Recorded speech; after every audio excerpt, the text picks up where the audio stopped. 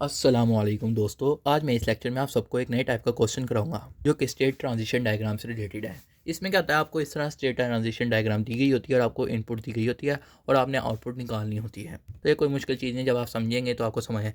तो जैसा कि हम जानते हैं, प्रेजेंट स्टेट होती है वो हमेशा जीरो से शुरू होती है, यानी कि जो सबसे छोटा नंबर होता है उससे शुरू होती है। तो यहाँ पे देखिए सबसे छोटा नंबर जो है वो क्या है, जीरो जीरो है। तो जीरो जीरो से स्टार्ट होगी। फिर तो अब यहाँ पे देखें जीरो जीरो की यहाँ पे नेक्स्ट स्टेट क्या है, यानी कि यहाँ पे देखें जीरो जीरो की जो स्टेट ट्रांजिशन में नेक्स्ट स्टेट है वो क्या है। लेकिन अब यहाँ पे देखें दो सिचुएशन है, एक दफ़ा जीरो जीरो की नेक्स्ट स्टेट जीरो के लिहाज से है और एक दफ़ा वन के लिहाज से है। तो अब हम यहाँ पे देखेंगे, यानी इनपुट में देखेंगे, तो इनपुट में पहला नंबर जो लिखा हुआ है उसके लिहाज से देखेंगे। तो यहाँ पे क्या लिखा हुआ है, जीरो।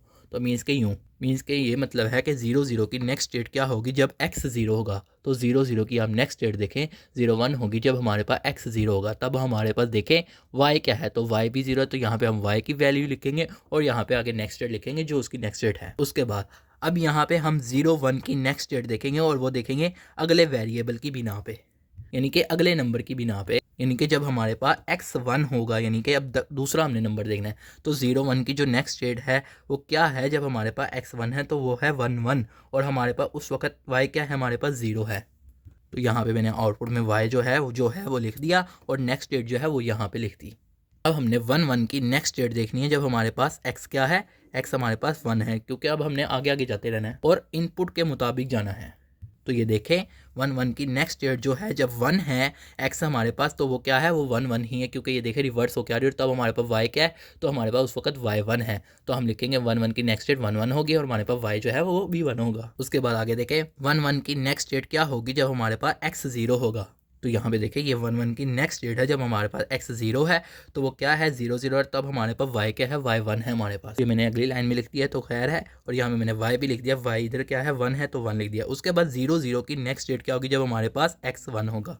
तो यहाँ पे देखें 0 0 की जो नेक्स्ट स्टेट है जब हमारे पास x 1 है तो हमारे पास 0 0 की नेक्स्ट स्टेट 1 0 है, तब हमारे पास y क्या है, 0 है। तो मैंने यहाँ पर 0 0 की नेक्स्ट स्टेट लिख दी जब हमारे पास x 1 है और तब हमारे पास y जो है वो 0 है, क्योंकि यहाँ पे देखें y हमारे पास 0 है और जब हमारे पास x 1 है 0 0 की नेक्स्ट स्टेट। अब उसके बाद देखें 1 0 की हमने नेक्स्ट स्टेट देखनी है। तो 1 0 की नेक्स्ट स्टेट कब देखेंगे, जब हमारे पास x क्या है, 1 है।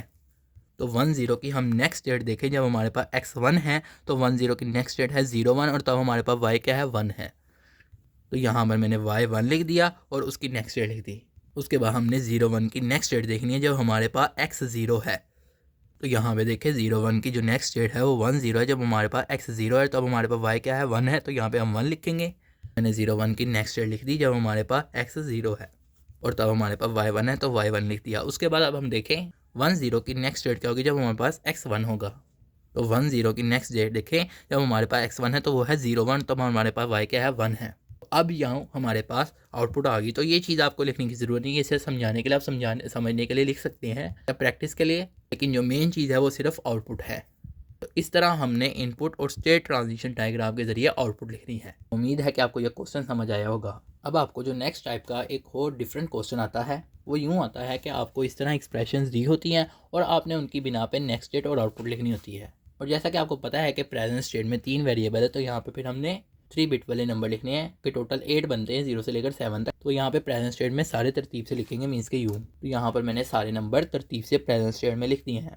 अब हमने प्रेजेंट स्टेट और इन एक्सप्रेशंस की बिना पे पहले आउटपुट लिखनी है। तो आउटपुट का भी आपको पता होनी चाहिए कितनी होंगी। जैसे कि यहाँ पे देखिए 2 वेरिएबल्स है T1 T0, तो यहाँ पे 2 आउटपुट होंगे। अगर यहाँ पे 3 एक्सप्रेशन दी गई होती, मीन्स के T2 भी दिया गया था, फिर आप 3 एक्सप्रेशन लिखते।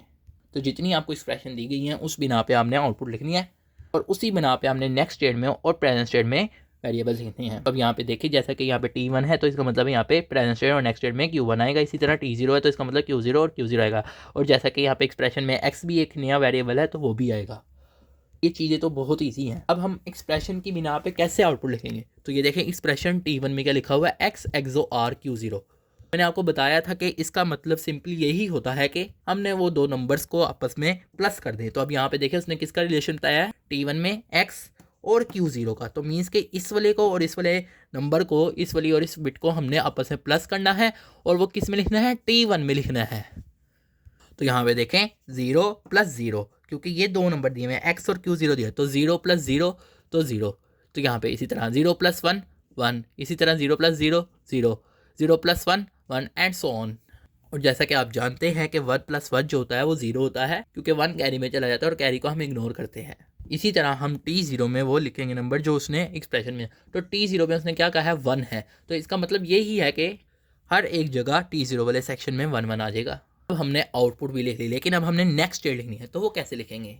तो वो बहुत इजी है। अब आप देखें, हमने नेक्स्ट स्टेट में पहले Q1 का लिखेंगे, फिर Q0 का लिखेंगे, जारी बात है। तो अब ये देखें Q1 है, तो Q1 का क्या मतलब है? अब आप देखें Q1 में सबस्क्रिप्ट क्या है, तो सबस्क्रिप्ट क्या होता है, ये नीचे वाली जो चीज़ होती है इसके साथ, तो ये 1 है, तो इसका मतलब ये है कि अब ये नेक्स्ट स्टेट का है, तो इसका मतलब ये है कि प्रेजेंट स्टेट में इसी सबस्क्रिप्ट का जो नंबर्स हैं, जो वेरिएबल्स हैं, उनको प्लस कर दो। मीन्स के यहाँ पर जो हमारे पास प्रेजेंट स्टेट में Q1 है और T1 जो है, उन दोनों को प्लस कर दो, और प्लस करके जो आंसर आए वो Q1 नेक्स्ट स्टेट में लिख दो।